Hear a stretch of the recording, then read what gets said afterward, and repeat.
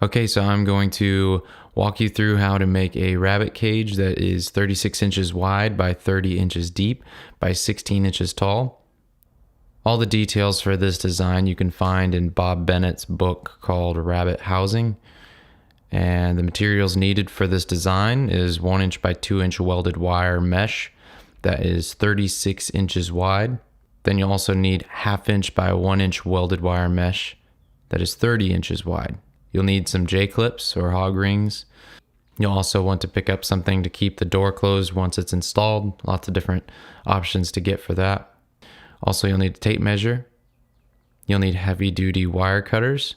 You'll need a 3 foot to 4 foot piece of 2x4. You'll need a hammer. You'll need the J-clip pliers. And you'll just need a regular set of pliers as well. First, you're going to cut the 1x2 wire mesh into a piece that is 62 inches long. That'll make a shape of 36 inches wide by 62 inches long. And then I use my foot to hold one side of it down while I measure towards the other side. And you'll want to measure 62 inches.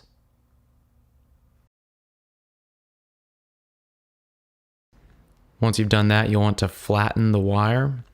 You'll lay the wire on the floor and you'll stand on one end of it.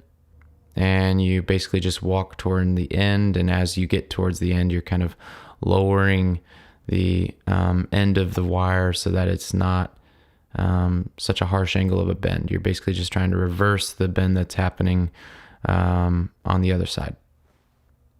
Doesn't have to be perfect, but you'll notice it does a pretty good job.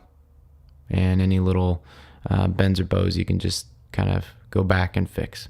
With the wire then on the floor, you'll measure in 16 inches and then lay the 2x4 across the wire. And then I put my knees on the board to keep pressure down and then hammer the wire flat against the board all the way across.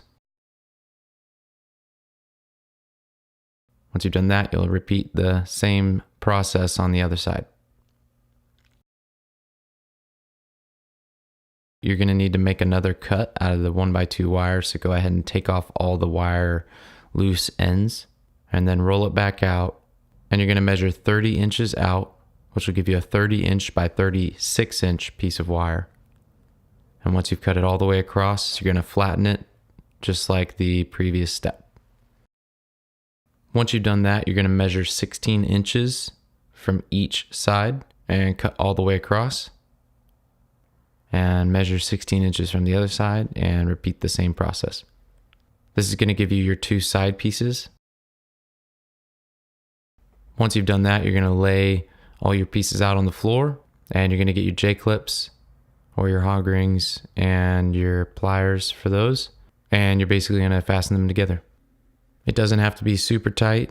These pliers that I have are actually pretty much the cheapest pair that you can find. There's many other kinds out there that are much better. Sometimes I actually have to go back and use a regular set of pliers to kind of crimp them down a little bit more.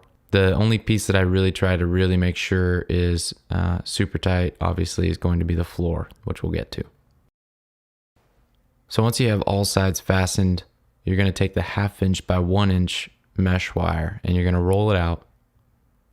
And we're going to cut a piece that is 36 inches wide by 30 inches wide. So depending on your width, it will determine what cut you need to make. But again, that's 36 inches wide by 30 inches. Once you've cut that, you're going to lay it inside your cage. And you're not going to flatten this piece of wire because the upward bend in the wire is going to keep a sort of upward spring. So the floor won't sag from the weight of the rabbits as much. I usually start with my short ends, and then I move to the longer ends after that.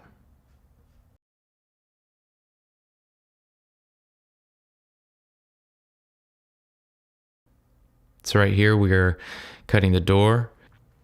The recommendation for door sizes is to have the bottom of the doorway 4 inches above the bottom of the cage or the floor of the cage.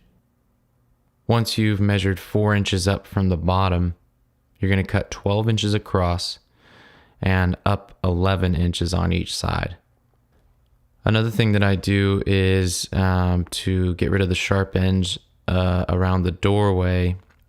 I leave about a 1/2 inch stub when I cut. I don't cut all the way flush. This is nice because I can bend them over with regular pliers and create a smooth edge. There are different things you can buy to wrap the edges around, but once I have these bent this way, I've never had any issue. It's very smooth. Once you've done that, you're going to cut a door out.